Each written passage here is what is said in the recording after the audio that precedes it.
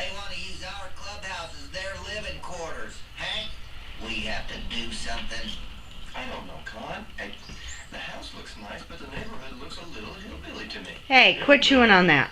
I have an idea. Follow my lead. Who's that birdie?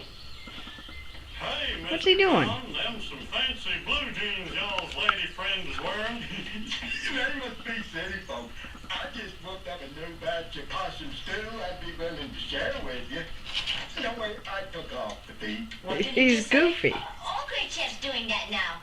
You gonna get that birdie, Pac-Man? Get that birdie. Get that birdie. You gonna get it? Coming up, I got gribble, gribble, gribble. Got things, nothing but a funny, funny riddle. Hey, God, country boy. They just day laborers. They're putting in my deck. Spot, Rudy, Boomhauer, let's check out our new club. Look at him. Yeah, man, you talking about that everybody have down nickname. What's with that bird? Keeps trying to get in. All right, Boomhauer, what do you want to be called? Big dog. So I figure if we knock down that wall and build a new wall